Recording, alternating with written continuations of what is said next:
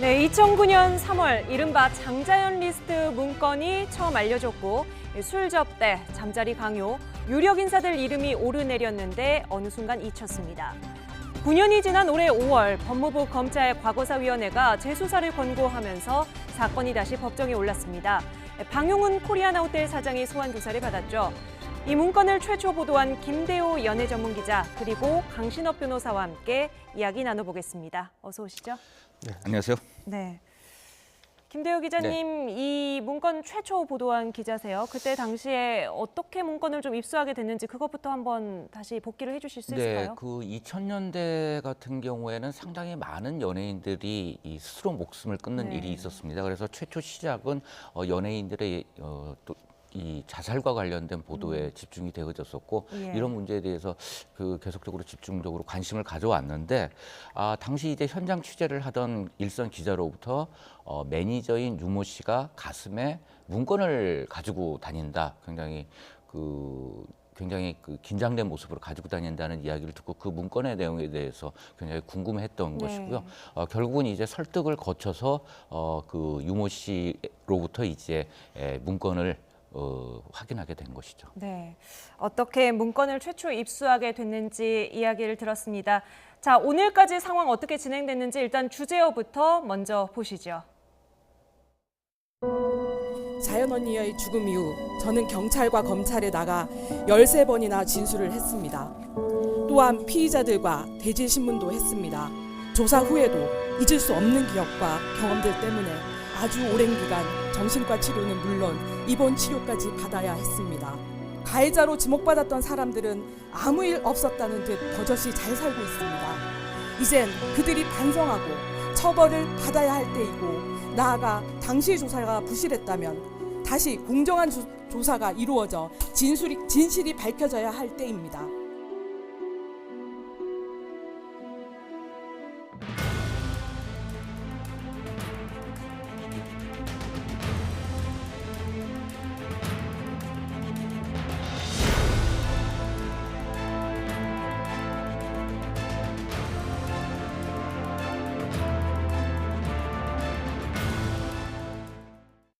네, 9년 전에 수사가 제대로 이루어지지 않았다는 거예요. 그래서 지금 다시 재조사가 이루어지는 건데 사건 당시에 참고인 조사 받으셨습니까? 네, 그렇습니다. 이른바 이제 문건을 봤다는 거로 해서 한 6시간 정도 참고인 조사를 분당 경찰서가 아닌 제3의 양천 경찰서에서 한 6시간 정도 강도 높게 조사를 받았고요. 어떤 거 물어보던가요? 핵심적인 부분은 과연 문건 속에 등장하는 이름들이 누구인지 확인을 했는지, 그다음에 또 이 이름들이나 아니면 상황들을 외부에 유출을 했는지 이 부분에 이제 주로 초점이 맞춰졌습니다. 그리고 뭐 참고인임에도 불구하고 제 문자 내역과 그다음에 또 통화 기록 모두를 경찰은 확보하고 있는 상태였고요. 제가 이제 제출했던 부분과 일일이 대조를 할 정도로 조금 참고인으로서는 조금 강도 높은 조사를 받았던 상황이고 주변에 이제 함께 조사를 받았던 게 한국방송의 이제 기자 2명 사자에 대한 명예훼손 혐의로 이제 고소가 된 상황이었었는데요. 그 부분도 역시 후에 이야기를 들어보면 굉장히 비슷한 이야기를 하고 있습니다. 그리고 또 이 문건을 최초로 가지고 있었던 인물 유모 씨 매니저 같은 경우에도 이 부분에 대해서 주로 이제 조사를 받았던 것이죠. 네, 강도 높은 조사라고 하셨는데 그때 당시에 경찰에서 질문하는 것들 어떤 적극적인 수사 의지라든지 진실을 밝히기 위해서 상당히 촘촘한 조사가 이루어지고 있었다고 개인적으로 느끼셨어요? 어느 한 군데는 굉장히 구멍이 있었고요. 또 어느 한 측면에서는 굉장히 세밀한 조사를 하고 있었습니다. 네, 먼저 구멍이 있다는 부분은? 구멍이 있다는 부분은 일차적으로 김모 씨, 그러니까 이제 강요 협박을 해서 했던 매니지먼트 사장과 같은 경우에는 수배가 좀 굉장히 늦게 됐고 일본에 가 있었던 탓도 있었지만 압수수색도 늦었고 그다음에 또 이제 장자연 씨의 집 자택을 압수수색하면서 이번 이제 조사위원회에서도 밝혔다시피 57분에 불과했거든요. 그래서 가지고 나올 수 있는 물건들 그러니까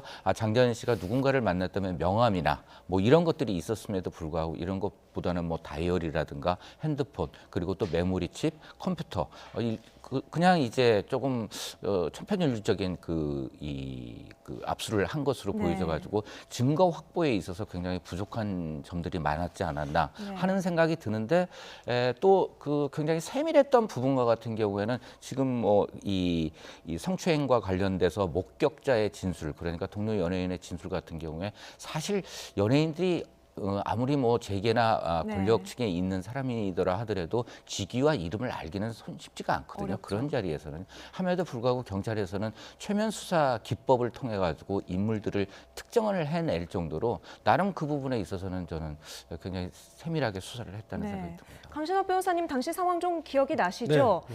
이때 당시 경찰 조사 어떻게 보였습니까? 사실은 경찰에서는 나름대로 지금 말씀하신 것처럼 수사를 했고요.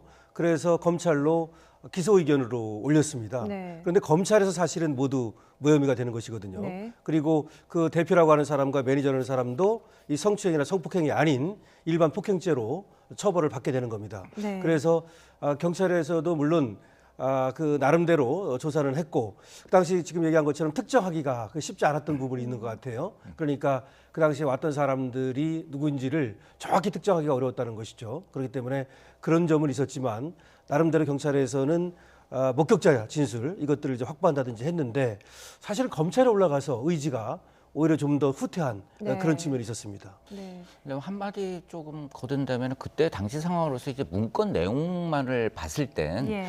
사건을 이렇게 뭐라 그럴까요? 이름이 있으면은 그 동사가 없고 그다음에 또 어떤 뭐 이 성상납 그 압박을 받았다 이 부분에 있어서는 주어가 등장을 하지 않고 네. 그다음에 어떤 자리에서는 또 장소나 시간이 특정이 되지 않으면서 문건을 통한 수사는 사실상 문건은 이제 태워전 직접 이제 예. 이 장자연 씨가 날인을 한 그거는 이제 다 태워진 상황이었는데 그것으로서는 수사하기가 상당히 어려웠던 측면이 있습니다. 그리고 또 이제 이번에 문제가 되고 있는 강제추행죄로 네. 기소가 됐다가 이제 무혐의로 나왔던 이 사건과 같은 경우에도 전혀 이 문건에는 등장하지 않고 네. 경찰이 자체적으로 문건과 관련 없이 수사를 한 부분이었거든요. 조선일보 전직 기자 그렇죠. 말씀하시는 예. 거죠? 하니까는 경찰과 같은 경우에는 이 사건에 대해서 실체적인 진실에 대해서 접근하기보다는 오히려 혐의 입증 부분에 있어서 굉장히 그 부분에 초점이 맞춰지지 네. 않았나 하는 생각이 듭니다. 네, 대검 진상조사단도 이 통화 내역이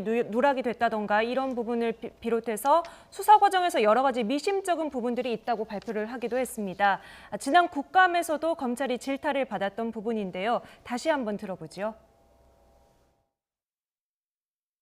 14명 정도의 통화 내용 말고는 전혀 첨부가 안 돼 있었는데 그 상태로 경찰은 송치하고 검찰은 통화 내역이 분석됐다는 걸 알고 있음에도 불구하고 그리고 자신이 그 데이터를 갖고 있음에도 불구하고 수사 기록에 편철돼 있지 않다는 것에 대해서 아무런 말도 하지 않은 겁니다. 사건 처리 절차에 관한 그 지침에가 명확하게 규정이 안 돼 있어 이번에 전체적으로 한번 점검을 해서 손을 보려고 생각 중입니다. 네, 결국 재수사가 진행이 되고 있습니다. 검찰에서 의도적으로 수사 은폐한 것 아니냐 이런 의혹들이 있는 상황이고요. 지금 현재 상황은 어떻습니까? 지금 서울 동부지검에서 수사를 하고 있는 거죠. 대검 진상조사단이 거기에 네. 지금 차려져 있습니다. 그런데 지금 얘기하는 것처럼 그때 이제 통화 내역이 사실은 편찬이 제대로 안 됐고 네. 그리고 또 그 이유를 밝히려 하지 않았고 결국은 이 장자연 사건은 두 가지가 있는 것인데요. 네. 지금 누가 다시 말해서 그 장자연 문건에 등장하는 사람들이 누구인가 그리고 그 사람들이 장자연 씨와 어떤 관계 그리고 성상납이라든지 이런 것들을 어떻게 받았는가라고 하는 것이고요.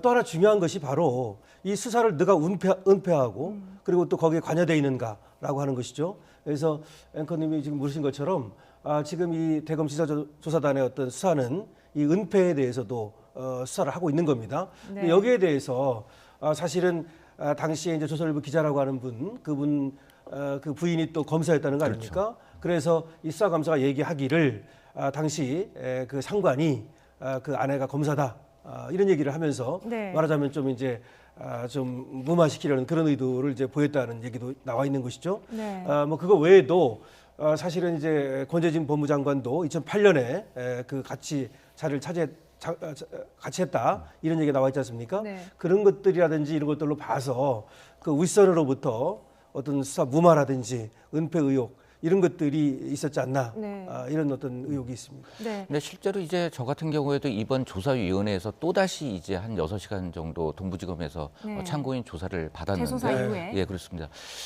받은 거를 조금 느낌을 전해드리면은 상당히 그 열의를 가지고 있고 그다음에 또 일반 이제 변호사분이 참여를 해가지고 굉장히 그 검찰이나 뭐 이런 부분에 대해서도 속속들이 알고자 하는 노력이 있고요. 그다음에 또 이 사건이 발생한 이후에 제가 알게 된 사실들에 대해서도 네. 굉장히 많은 부분들을 먼저 알고서 이제 질문을 하더라고요. 네. 그래서 뭐 특정 장소라든가 특정 인물이라든가 뭐 이런 부분에 대해서도 제가 조금 내밀한 부분을 얘기하지 않았음에도 불구하고 이미? 알고 있을 네. 정도로 굉장히 많은 것들을 확보하고 있는 상황이었습니다. 그래서 네. 이 수사 의지만큼은 좀 높이 평가를 하고 싶습니다. 예, 지금 잠깐 정리를 하고 가면요. 조선일보 전직 기자 이야기가 계속 나옵니다.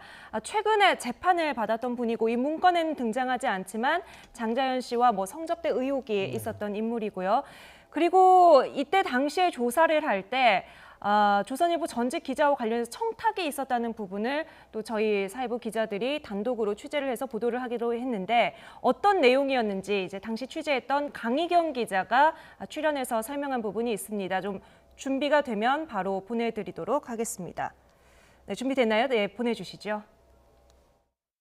조사 과정에서 김모 부장검사가 유의미한 청탁이 있었다는 취지의 진술을 한 것으로 네. 알려졌습니다. 수사 당시 외압이 있었는지, 왜 장 씨 통화 내역이 사라졌는지 등을 진상조사단에서 집중적으로 캐물었는데요. 이 과정에서 장 씨를 추행한 의혹을 받는 조선일보 언론인 출신 조모 씨를 수사하는 과정에서 있었던 일입니다.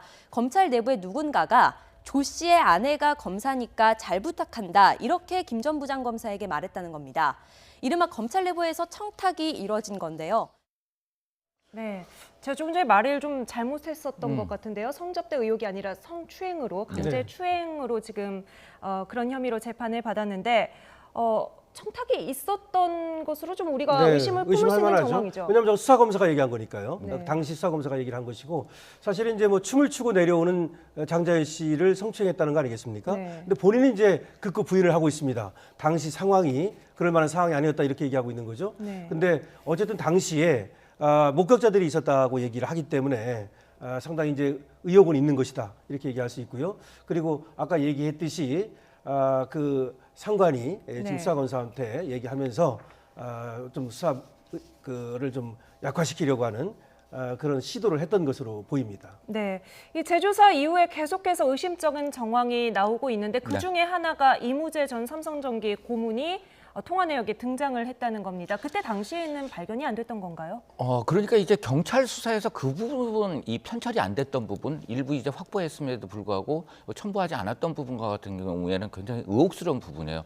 그 실제적으로 경찰 같은 경우에는 당시 수사를 할 때 이 장자연 씨의 통장 내역, 그러니까 네. 입금된 수표 내역 이런 부분들에 대해서도 다 파악을 했고, 그 다음에 또 장자연 씨가 받은 수표에 대해서 준 사람이 누군지에 대해서도 굉장히 많은 수사가 이루어졌습니다. 네. 그래서 뭐 50만 원부터 100만 원 뭐 이 정도의 금액들인데 이 부분에 대해서 수사를 하면서 당사자들에게 어떤 경위로 해서 돈을 줬는지까지도 굉장히 수사를 많이 했거든요. 근데 네. 통화 내역과 같은 경우에 이 부분이 가장 이제 수사의 기초라고 할 수 있는데 이 부분에 대해서 수사를 안 한 것들이 굉장히 문제점이라고 생각하고요. 기본적으로 연예계를 이제 조금 안다고 한다면 저런 술자리에 불려나갈 연예인과 같은 경우에 직접적인 통화보다는 소속사 대표에 대한 핸드폰에 대한 수사를 더 확실하게 했어야만이 더 사건 진실에 가까워지지 않았을까 합니다만 그 부분에 있어서도 굉장히 좀 부족한 면이 있지 않았나 하는 생각이 듭니다. 그러니까 장자연 씨를 불러내고 또 부를 만한 사람들과 연결이 될 수 있는 그 소속사 대표의 통화 내역에 대해서는 당시에 조사가 제대로 안 되어 있었다. 네. 이무재 전 고문 같은 경우에는 이름이 뜨면 좀 알아볼 만한데요. 그렇죠. 근데 이제 뭐라고 얘기를 하고 있냐면 당시에 너무 많아서 그 대상이 네. 그래서 이름을 그렇게 자세히 들여다보지 못했다. 뭐 이렇게 얘기를 하고 있습니다. 네, 저희 그때 사건 당시 맡았던 네. 검사 YTN 취재진이 네, 네. 만나서 인터뷰를 한 적이 있거든요. 네. 한번 녹취로 한번 들어보도록 하겠습니다. 네, 박진현 변호사 사건 당시에 이 사건 담당 검사였는데 왜 그때 당시에 이무재 씨의 번호를 보고도 조사를 제대로 하지 않았느냐라고 취재진이 질문을 한 적이 있거든요. 여기에 대한 답변입니다. 이무재란 사람이 등장한다 하더라도 그 사람이 누구인지 알 수가 없고 또 뭐 몇 번 통화했다고 해서 바로 범죄로 의심할 수도 없던 상황이었습니다. 이무재에 대한 부분에 대해서는 그렇게 유의미하게 관심 있게 관찰하지 않았습니다.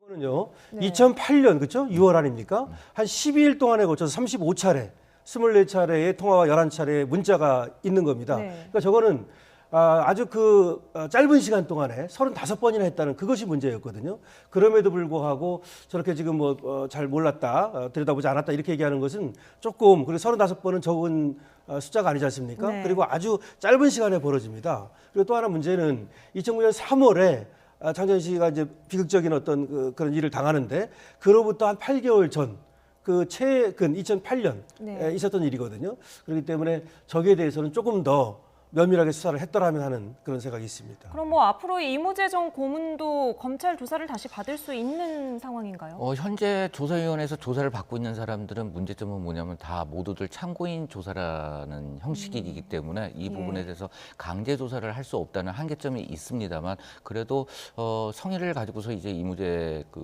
전 부사장이든지 아니면 다른 사람에 대해서도 굉장히 많은 조사를 하려고 하고 있는 상황인 것으로 전해지고 있고 네. 저한테도 역시 그런 느낌을 받았습니다. 네. 그럼 현재 상황을 봤을 때 가장 최근에 조사를 받은 인물 중에 역시 가장 눈에 띄는 건 조선일보 일가 가운데 한 명인 그렇죠. 박용훈 코리아나 호텔 사장이에요. 예, 5일 날이죠. 어제 받은 겁니다. 약 3시간 동안 비공개로 조사를 받았다고 하는데요. 지금 왜냐하면 그 조선일보 방사장이라고 써 있는 거 있지 않습니까? 네. 장자의 문건에 그분이 누구냐라고 하는 겁니다. 처음엔 조선일보 사장인 줄 그렇죠. 알았죠. 그렇게 생각했는데 그때는 이제 경찰에서 조사를 해가지고 무혐의 처분을 했고 그리고 코리아나 사장인 박용훈 사장은 조사가 자체가 안 됐습니다. 네. 근데 이번에 이제 불러가지고 조사를 하는 것인데요. 2007년에 이제 청담동 중국집에서 만났다고 하는 것이 네. 지금 확인된 것이 있거든요. 그거에 대해서 물었을 것이고요. 2008년에 권재진 전 법무장관이라든지 몇 사람들과 같이 만났다고 하는 것이 있습니다. 그런 것에 대해서 조사가 이루어진 것으로 보이고 만났다면 왜 만났는지 어떻게 만났는지 그 관계가 무엇인지 이런 것들을 아마 지금 조사한 것으로 보입니다. 네. 근데 지금 이제 장소가 등장을 하잖아요. 중식당. 중식당과 같은 거. 그다음에 또 이제 유흥주점이 등장을 하는데 이 두 곳 같은 경우에 당시에 굉장히 이제 경제계 그다음에 또 연예계 또 이런 분들이 굉장히 많이 다니는 곳이었습니다. 그리고 네. 또 이 유흥주점과 같은 경우 우리가 일상적으로 생각하는 그런 이런 형태가 아니라 조금은 이제 뭐라 그럴까요? 은밀스럽게 좀 아니요. 보였습니다. 그런 뜻이 아니라 일반적인 술집 그러니까 네. 일식 주점의 형태인데 굉장히 좀 고급스러운 그런 형태이기 때문에 이곳에 실제적으로 장자연 씨가 자주 출입을 했었던 것은 사실입니다. 그리고 또 이 중식당 같은 경우에도 거리상으로 바로 맞은편에 있기 때문에 이 부분과 같은 경우에도 실제적으로 당시 경찰이나 검찰 수사에서는 밝혀지지 못했던 부분이었는데 이 부분을 이제 이번 조사위원회에서 찾아낸 것이죠. 네. 박용훈 코리아나 호텔 사장에 이어서 방종호 전 TV조선 전무도 조사를 받게 된다고요. 네, 이제 다음 주 정도 예정이 돼 있다고 그러는데요. 지금 만난 것으로 지금 확인이 되거든요. 이분이 이전에 어린 딸이 이제 운전기사에게 그렇죠. 좀 막말을 하면서 논란이 그래서 이제 됐던. 네. TV조선 상무에서 물러나 있죠 지금. 예. 전 상무라고 할 수 있는데요.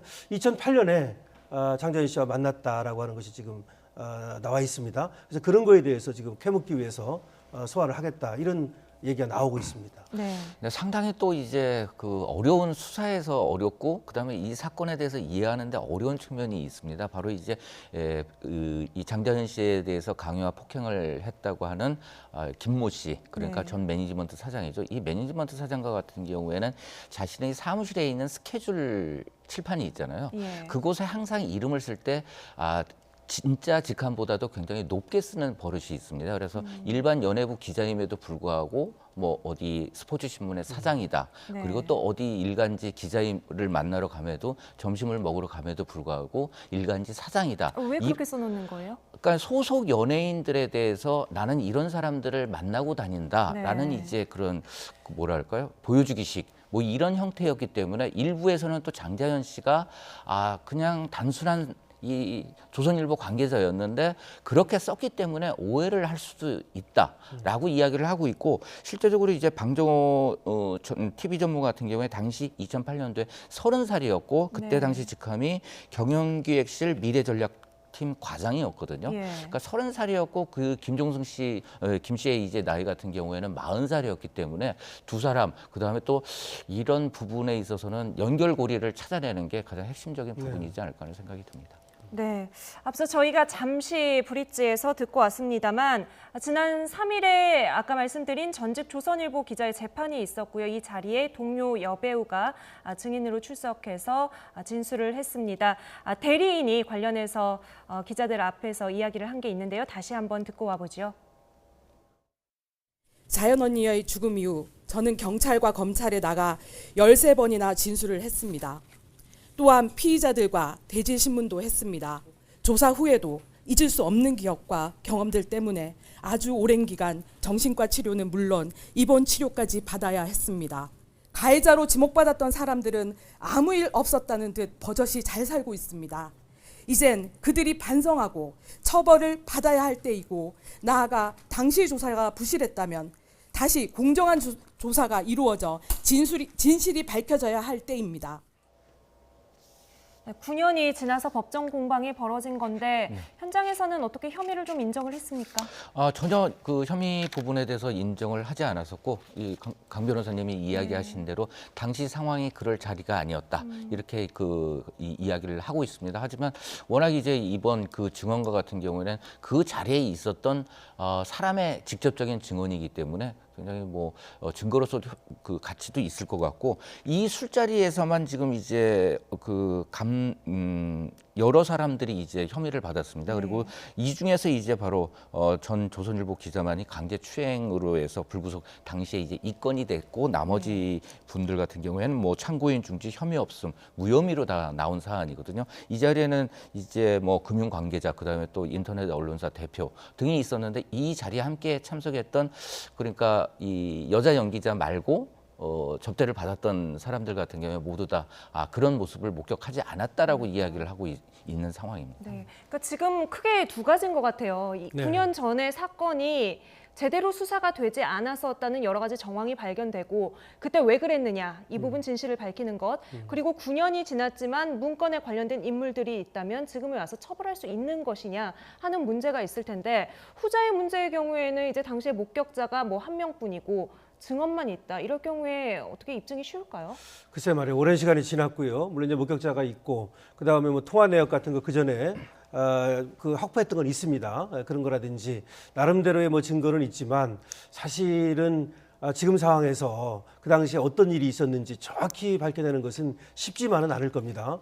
아까 기자님 얘기한 대로 대검 진상조사단에서 굉장히 열의를 가지고 수사를 하고 있기 때문에 아무래도 이제 마지막 퍼즐 찾기 아닌가 싶어요. 그러니까 몇 개의 퍼즐만 더 맞춘다면 그 당시 어떤 일이 있었는지, 그리고 왜 그런 것들이 은폐가 되고 제대로 수사가 되지 않았는지를 상당 부분 밝혀낼 수 있을 것으로 생각합니다. 네, 지금 그렇게 퍼즐을 맞추는 걸 찾아야 될 네. 정도로 지금에 와서 9년이 지나서 입증을 하기가 힘들다 보니까 초기 수사가 왜 제대로 되지 않았는지, 이 부분이 계속해서 야속한 거거든요. 네, 저도 뭐 일말의 책임이 있다고도 생각을 할 수가 있는데요. 당시 이제 문건을 봤을 때 이 부분에 대해서 전체 공개를 했다면 이런 혼란이 없었겠지만, 또 이제 사제에 대한 명예와 관련된 부분이었기 때문에 저 같은 경우에는 이제 저는 힘없고 나약한 신인 연기자입니다.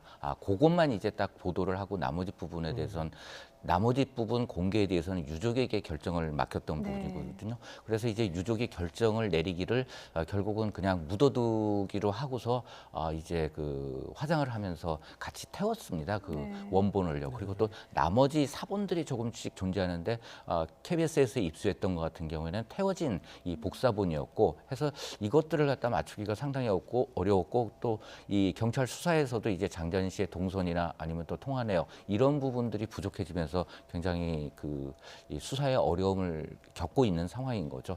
해서 어떻게 본다면 우리 사회에서 당시도 느끼는 부분이지만 이 장자연 씨에 대해서 굉장한 여러 가지 그 취재를 할 때 압력이 들어왔습니다. 그래서 뭐 그 국가기관에서 굉장히 이 명단을 내놓으라는 그 주문들이 굉장히 많이 저도 역시 네. 받았던 상황이거든요. 또 일부 또 관계자들 같은 경우에는 억지로 이름이 없음에도 불구하고 리스트에 끼워 넣어서 상대편을 이렇게 공격하고자 하는 그런 경우까지도 목격을 했었는데 참 안타까운 일인 것 같습니다. 당시에 여러 가지 고민이 참 많으셨을 것 같아요. 네. 곤혹스러운 상황이었을 것 같고요.